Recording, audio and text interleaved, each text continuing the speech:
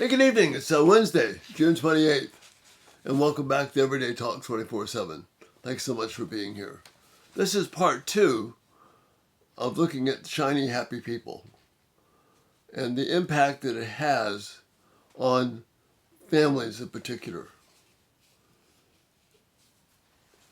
This is about, I've looked at the Amazon series, Shiny, Happy People, and it's about Bill Gothard and the Duggar family. The Duggar family is an offshoot of the Gothard movement, and how this is the devastating impact this has had on the people who have been involved in it. There are places where the video is an overreach. It's too broad in terms of its attack on Christianity, but we must not let that deter us from the fact that these 4 videos are an ugly chapter in the life of the United States, but in the life of the Christian community. And we need to recognize it for the evil that it is. This falls under this heading of false prophets that I've been looking at. The movement itself, the Gothard/Duggar movement, is a result of teaching that is man-made. And Jesus warns us about this in Mark chapter 7, when he says, these people, quoting Isaiah, these people come to me with things that only come from the lips, but their hearts are far from me. They come to me with man-made rules, learned by rote, but not teaching the heart. And this is a perfect example, a perfect description of the horrible things that are happening with the impact of the Gothard/Duggar movement. Here's a way to check these things out, and like I said, it's beyond much more than just the Gothard thing. Here's a way you can check out what's happening. Anytime you get a movement like this, church, university, whatever it is, this is what you need to be doing. Is there a theological heritage, an identifiable historical tradition that supports this stuff? And when you see stuff like Duggar's practices, what Gothard recommends, there's a line in the sand. You cannot find a theological heritage. You can't find people who have been doing this stuff for generation after generation and seeing good come from it. That's why I mentioned in Matthew 7:16, Jesus says, by your fruits you will know them. Don't listen to somebody telling you how great the movement is. You've got to look at the fruit. And to do that, you've got to see what is the end product, not just the fact they're telling you that it's great. In this particular movement of Gothard Duggar, everything starts with them and their unique way of doing it. Gothard became popular in the 60s and 70s, and it was a time of upheaval, social chaos. The country was really upside down. The Vietnam War, the sexual revolution. We were trying to find our way. Authority was out the window. And Gothard comes along as a savior. Movements like this, that would they lack an identifiable theological, historical foundation, these are the soils in which cults and heresies are born, where great damage is done to its followers. And that's certainly the case here. The only real protection is to know what the Bible really teaches, not just a series of little verse fragments that you can create to make your own way of thinking, but what it really teaches, and then to have at least a working knowledge of church history and world history so you can see, wait a minute, these movements are bogus. And that's so important. Gothard assumed the mantle of a religious authority, and he became the Lord of determining self-worth. And whenever you have one person in that position, it's never a good thing. He was the one who could interpret the Bible, period. I can't tell you how dangerous that is. As I've said before, check out my website and the books that are there and the people that I reference. The stuff I teach you here and I work with you here is not, I'm not the final authority. I'm just giving you the rich biblical heritage that has been with us for centuries. Gothard became like a priest, the intermediary between his followers and God. And history shows that when one man or group of people assumes this role, people suffer. Under Gothard's teaching, men are emasculated. Men are not allowed to lead. You don't have strong men in this movement. All you have is people who will follow the leaders, follow the Gothards, follow the Duggars. Men aren't allowed to lead. Only the elite group can lead. All men can do in this situation is to follow them and appease and make these folks happy. This attracts weak men.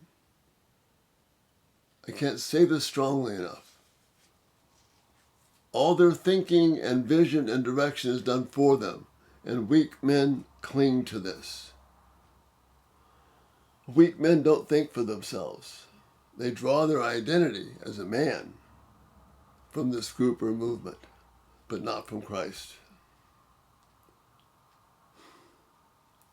When these intermediaries are between Christ and people, men are weakened, emasculated, and they follow the leaders of the group. In Gothard's world, and all these other similar activities, in his world, women are manipulated and groomed for serving the good of the movement. They are not permitted to think, but to serve. And they're told that their worth is in serving. Weak men, they either give leadership to their wives, which is not the case here, or in this situation, they become part of the plan to subjugate and make wives subservient for the greater good. And sadly, that's the pleasure of the men all too often. This leads to abuse and servanthood.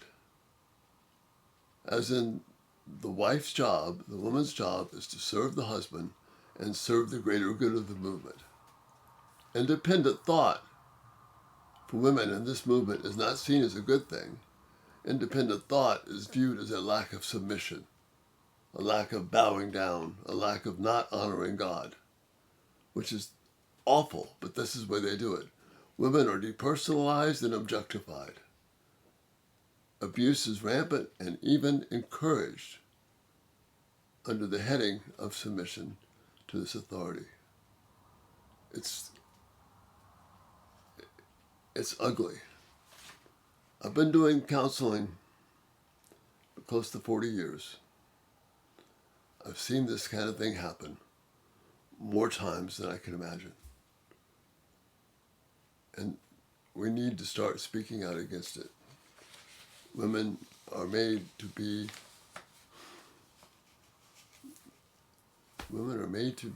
abused in this awful thing. It's awful.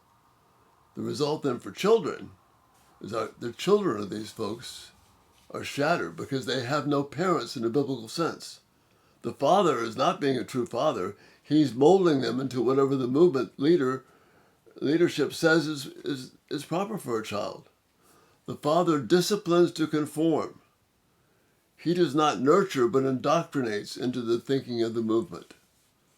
Children are not allowed to be individuals, but they must conform. The mother is a glorified caretaker who finds her worth in getting the children to conform to the ideals of the movement. Her devotion is to the husband and to the movement and not to the children. So the parents lose both parents, the children lose both parents in this ugly world. The result then is children are not valued as the person God made them to be.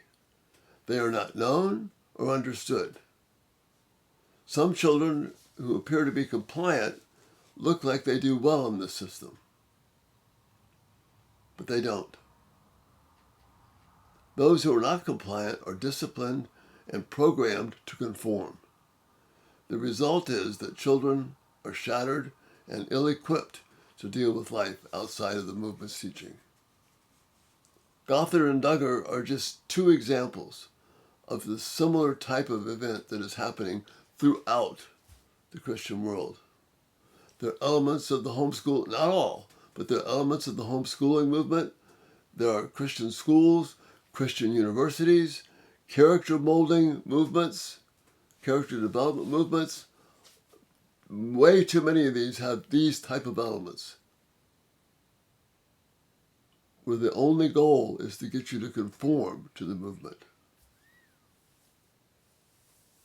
Oftentimes, with these institutions, universities, and schools and whatnot, the people who work for them are often grossly underpaid and have to give up, quote unquote, they have to sacrifice their family to serve the greater good of the movement. Check these things out. Find out how people are paid in these institutions that you value so much. Look beneath the surface and see what's happening. Check the history of the movement. Where did it come from? This is so huge. Find out the theological, doctrinal position of these people, and then who are they accountable to? In cases like Gothard, he's accountable to nobody except to a board that he has created. And you'll find that, again, created again and again. And then check the results of the movement. Check the children, not just what they're telling you in their promotional videos or on-stage presentations. Check what happens to the children. Check out the families who've been into this thing 5, 10, and 20 years. You'll get a full picture. Tomorrow I'll start trying to give some positive direction for us. And this whole false prophets thing has been very difficult for me, but it's right there for us and we have to deal with it. So that's the shiny, happy people. It's a travesty. And we need to do better for our children and for our families. And Lord willing, we'll see you tomorrow. Good night.